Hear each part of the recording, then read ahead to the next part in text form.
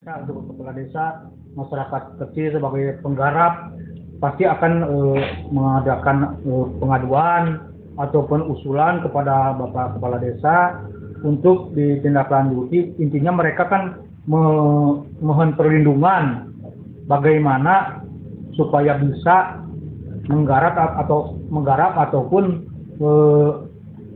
menggunakan hak garapan lah sebagai masyarakat warga rakyat Indonesia supaya bisa menggarap tanah negara ini.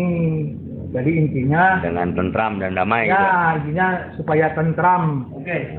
Jadi negara ini sudah membentuk namanya GTRA. Jadi GTRA itu adalah gugus tugas reformasi agraria untuk meresolusi konflik di lapangan tanah-tanah ex-HGU. Apakah itu perhutani atau itu perkebunan. Itu salah satu solusi konkret dari pemerintah dan sudah dibentuk tahun 2020 atau 2021 kalau nggak salah di Kabupaten Subang. Ketuanya adalah bupati langsung.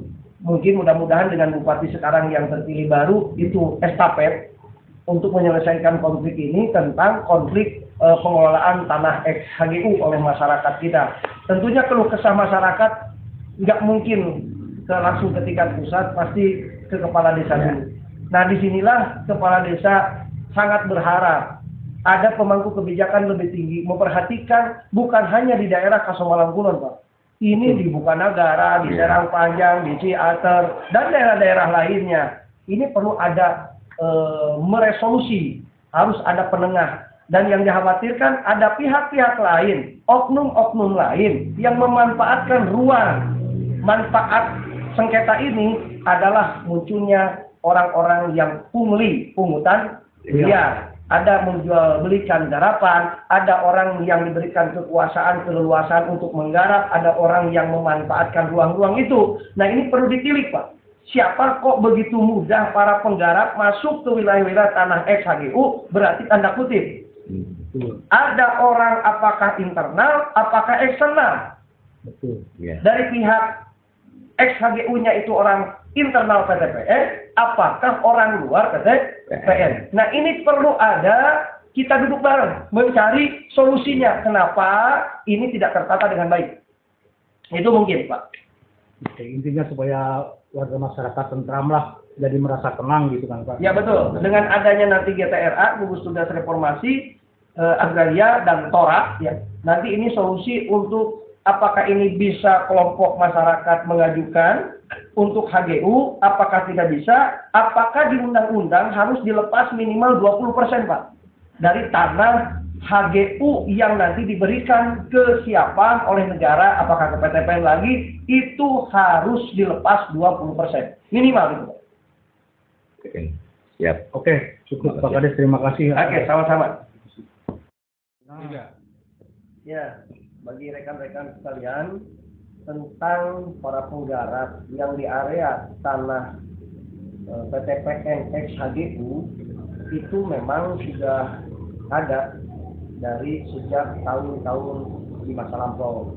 Setelah mendengar masyarakat bahwa PTPN ini sudah ex-HGU. Dan sekarang ini sudah beberapa tahun terjadilah ada gesekan-gesekan di lapangan antara para penggarap masyarakat dengan orang-orang PTPN. Yang anehnya bagi kami sebagai pemerintah, kok semuanya seperti tutup mata dan tutup telinga. Di pemerintah ini ada legislatif, ada yudikatif, di mana peranan untuk mendamaikan resolusi konflik antara di Kabupaten Subang ini para penggarap-penggarap yang ada di wilayah ex-HGU PTPN. Yang menjadi herannya, alih fungsi ex-HGU ini ada yang dijadikan tempat wisata, ada yang dijadikan klaster, ada yang dijadikan berbagai macam fasilitas lain, padahal itu adalah dulunya HGU, hak guna usaha untuk perkebunan. Yang perkebunan pun di sertifikatnya sudah ditentukan untuk teh misalnya, untuk coklat, untuk karet. Kok bisa sekarang menjadi alih fungsi tanpa mempertimbangkan dampak ekologi dan ekosistem? Ini hanya prioritasnya ekonomi. Jadi keseimbangan alam dan dengan keseimbangan kebutuhan manusia ini sudah tidak seimbang kembali. Nah, negara harus hadir untuk mempertanyakan konflik horizontal antara orang lapangan ex-HGU pengelola yaitu PTPN dengan masyarakat yang menggarap di wilayah ex-HGU tersebut.